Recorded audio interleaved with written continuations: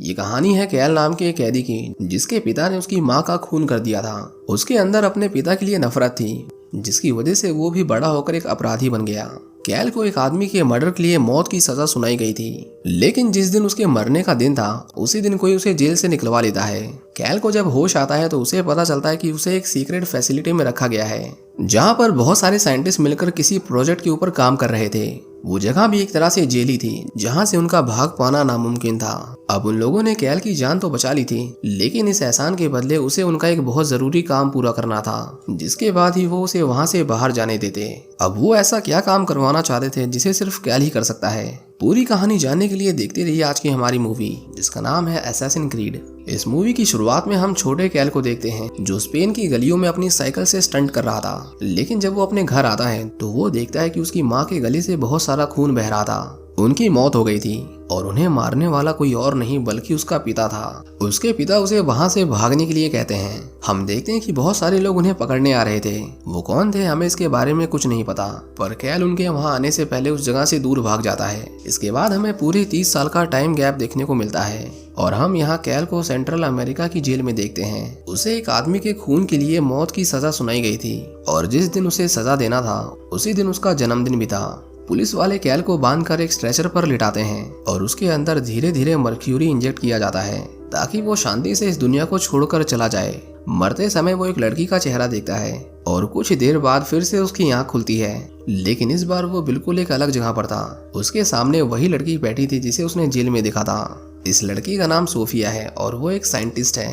कैल खुद को जिंदा महसूस करके बहुत घबराया हुआ था। वो रेंगते हुए वहां से बाहर निकलने की कोशिश करता है और देखता है कि वो उस जगह पर अकेला नहीं था, बल्कि उसके जैसे और भी लोग थे। कैल वहां से भागने की कोशिश करता है, पर उसे पता चलता है कि वो तो शहर से बहुत दूर किसी विशालकाय बिल्डिंग में था। सोफिया कहती है कि उन्हें इस दुनिया में शांति बनाने के लिए उसकी मदद चाहिए, जिसके बाद वो उसे जबरदस्ती पकड़कर एक मशीन से जोड़ देते हैं। इस मशीन का नाम उन्होंने एनिमस रखा था, जिसका काम था किसी भी इंसान के डीएनए से उनके पूर्वजों की यादों को निकालना, ताकि साइंटिस्ट अपनी रिसर्च को पूरा कर सकें। जब कैल एनिमस से जुड़ता है तो उसके दिमाग से उसके पूर्वज एगलर की यादें निकाली जाती हैं। कैल के पूर्वज खुद को असैसिन्स बुलाते थे, जिसका मतलब होता है हत्यारे। हम देखते हैं कि 1492 में कैल का पूर्वज एगुलर एक बच्चे को बचाने गया था। ये बच्चा एक राजा का बेटा था, जिसे टेम्पलर्स कबीले के लोगों ने किडनैप कर लिया था, ताकि वो उस राजा को ब्लैकमेल करके उससे अपना काम निकलवा सकें।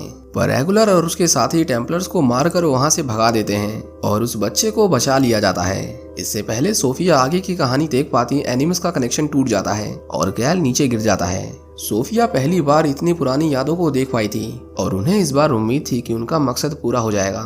इन सभी साइंटिस्ट को एप्पल ऑफ ईडन की तलाश थी। ऐसा माना जाता है कि जिसके पास एप्पल ऑफ ईडन होगा वो लोगों की सोच पर काबू कर सकता है, लेकिन उस एप्पल को एगुलर ने 500 साल पहले कहीं छुपा दिया था, ताकि वो टेम्पलर्स के हाथ ना लगे, क्योंकि वही थे जो लोगों की सोच पर काबू करके इस पूरी दुनिया पर राज करना चाहते थे।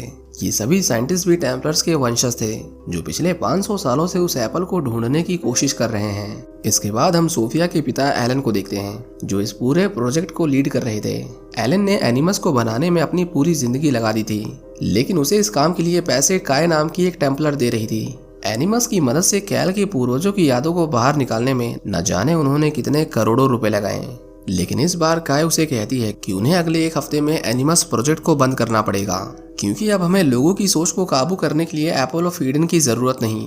हमने कई 100 सालों से रिलीजन, पॉलिटिक्स और कंज्यूमरिज्म से लोगों की सोच को मैनिपुलेट करने की कोशिश की है और हम इसमें कामयाब भी हुए हैं। अब लोगों को अपनी आज़ादी की परवाह नहीं, वो बस चिंता करते हैं तो सिर्फ खुद की। एलन उसे कहता है कि हमने रिलीजन और पॉलिटिक्स से लोगों को पूरी तरह से अपने काबू में नहीं किया, पर इस बार हम साइंस का इस्तेमाल करेंगे, क्योंकि जब तक लोगों में आज़ादी की इच्छा रहेगी हम इस दुनिया पर कभी राज नहीं कर सकते। इसके बाद हम कैल को देखते हैं, जिसे अब होश आ गया था। अब क्योंकि एनिमस की वजह से कैल ने अपनी 500 साल पुरानी यादों को दोबारा जिया था, इसीलिए उसे बार बार एगलर अपने सामने दिखाई दे रहा था। जब सोफिया उससे मिलने आती है तो कैल उस पर हमला करता है और उससे पूछता है कि वो उसे किस तरह की जेल में ले आई है, पर सोफिया उसे समझाती है कि वो किसी जेल में नहीं है। वो सभी मिलकर उसके पूर्वज की यादों से एप्पल ऑफ ईडन को ढूंढ रहे हैं। ताकि वो इस दुनिया से वायलेंस को जड़ से मिटा सकें। सोफिया का मानना था कि इस दुनिया में हर तकलीफ की जड़ हिंसा ही है। अगर लोग हिंसा नहीं करेंगे तो वो अपना समय और एनर्जी ऐसे कामों में लगाएंगे जिससे ह्यूमन सिविलाइजेशन अपनी सोच से भी आगे विकास करेगी। कैल देखता है कि उन लोगों के पास सिर्फ उसकी नहीं बल्कि उसके पूरे खानदान की जानकारी थी। उनके डीएनए से लेकर उन्होंने क्या काम किया, वो कब पैदा हुए, कब मरे, सब कुछ। सोफिया कैल से कहती है कि एक बार उन्हें उस एप्पल की लोकेशन का पता चल गया तो उसके बाद वो उसे छोड़ देंगे। कैल को लगा कि उन्होंने उसकी जान बचाई है और ऊपर से उनके इरादे भी बुरे नहीं हैं, इसीलिए वो उनकी मदद करने को तैयार हो जाता है। कैल वहाँ पर उसके जैसे और भी लोगों को देखता है। वहाँ उसकी मुलाकात मूसा से होती है जिसके अंदर उसके 200 साल पुराने पूर्वजों की यादें थीं और वो सभी असैसिन्स यानी हत्यारे थे, बिल्कुल कैल के पूर्वजों की तरह। एक आदमी कैल के सामने एक एप्पल को लाकर रख देता है और उसे कहता है कि चाहे कुछ भी हो जाए पर उन्हें एप्पल ऑफ ईडन के बारे में मत बताना। कैल को यहाँ थोड़ा अजीब लगा पर वो उसकी बातों पर ज्यादा ध्यान नहीं देता। इसके बाद हम एलन को देखते हैं जो अपनी बेटी सोफिया को कैल को फिर से एनिमस से जोड़ने को कहता है क्योंकि उनके पास समय बहुत कम था। पर सोफिया उसे कहती है कि हम उसे इतनी जल्दी दोबारा एनिमस में नहीं भेज सकते क्योंकि उसका शरीर इतनी पुरानी यादों को झेलने लायक नहीं था। दूसरी ओर हम देखते हैं कि कैल को बार बार एगुलर के इल्यूजन दिखाई दे रहे थे जो उसके ऊपर हमला कर रहा था, लेकिन इसकी वजह से धीरे धीरे उसकी फाइटिंग स्किल्स भी कैल के अंदर आने लगती हैं। कुछ लोग कैल को जबरदस्ती पकड़कर एनिमस से जोड़ने की कोशिश करते हैं, लेकिन इस पॉइंट पर कैल बहुत कंफ्यूज हो गया था। उसे समझ नहीं आ रहा था कि वो लोग उसके साथ जबरदस्ती क्यों कर रहे थे। सोफिया उसे कहती है कि वो सब कुछ भूलकर सिर्फ एनिमस पर ध्यान दे, नहीं तो उसका ब्रेन डैमेज हो सकता है। इसके बाद कैल को एनिमस की मदद से दोबारा से उसकी यादों में भेज दिया जाता है।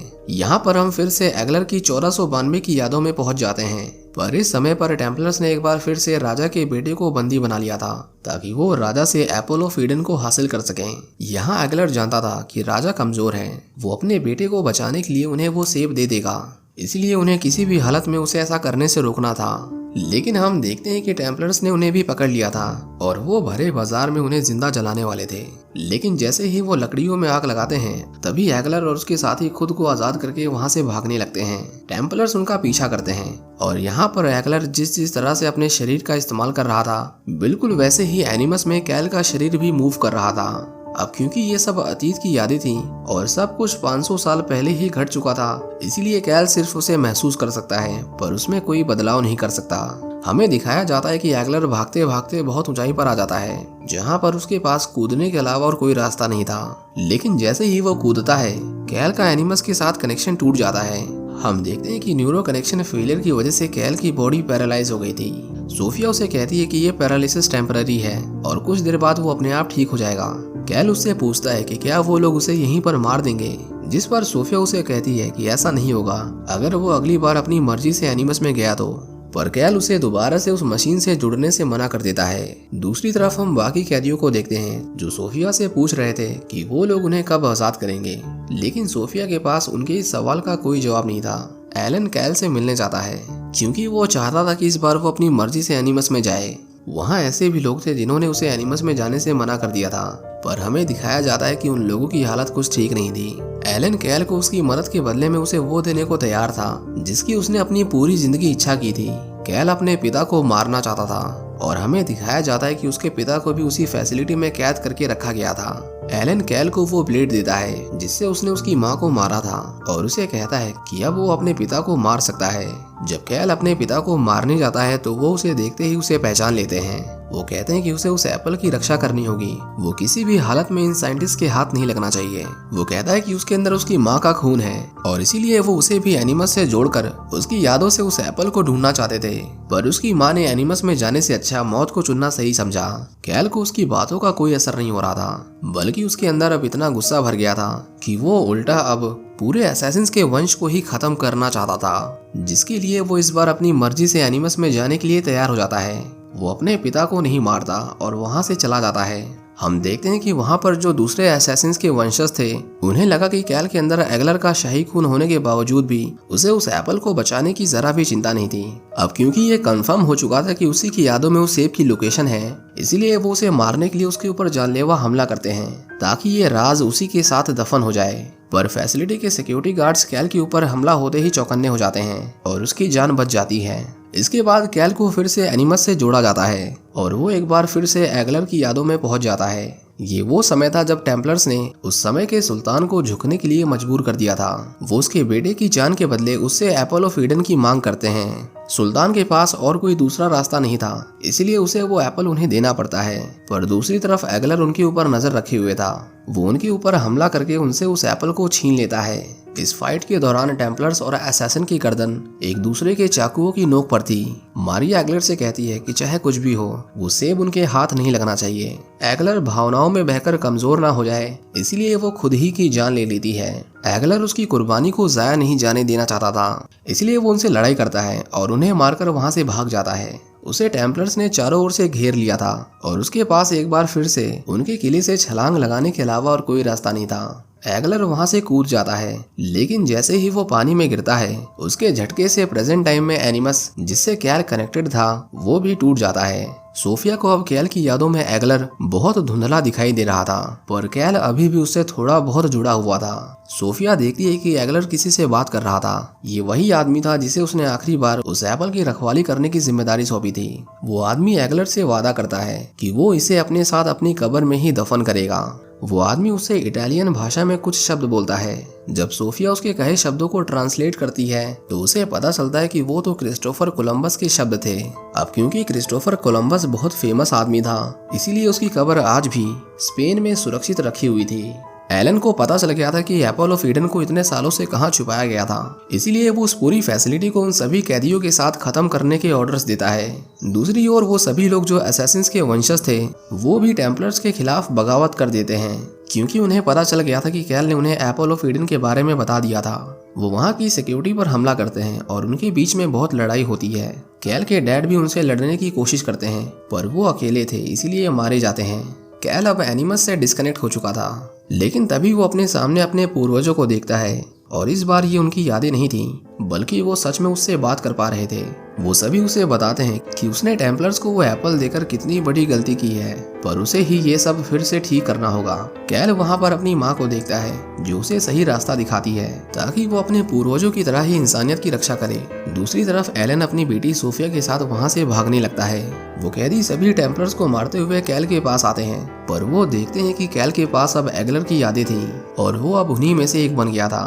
कैल और वो सभी असैसिन्स अपने अपने हथियारों को उठा लेते हैं जिसे टेम्पलर्स ने कई सालों से अपने पास छुपा कर रखा था। उनकी इस लड़ाई में कैल और कुछ असैसिन्स को छोड़कर सभी लोग मारे जाते हैं। एलन वहां से एक हेलीकॉप्टर की मदद से भाग रहा था। कैल उस तक पहुंचने की कोशिश करता है, लेकिन इससे पहले वो उन्हें पकड़ पाता एलन और सोफिया वहां से भाग जाते हैं। इसके बाद हमें दिखाया जाता है कि टेम्पलर्स के सभी वंशज लंदन में इकट्ठा हुए थे। अब क्योंकि उन्हें एप्पल ऑफ ईडन मिल गया था, इसीलिए वो इंसानों की डीएनए में बदलाव करके ऐसे इंसानों को बना सकते थे जिनके अंदर आजादी की कोई भावना ना हो और वो गुलामी के खिलाफ हिंसा ना करें। सोफिया को लगा कि उसके डैड इस एप्पल का इस्तेमाल पूरी दुनिया में शांति कायम करने के लिए करने वाले थे, लेकिन जब उसे अपने पिता के शैतानी इरादों के बारे में पता चलता है तो वो उसका विरोध करती है, क्योंकि वो एक टेम्पलर होने के बावजूद इंसानों की भलाई के लिए काम करना चाहती थी, ना कि उसका मकसद इंसानों को गुलाम बनाना था।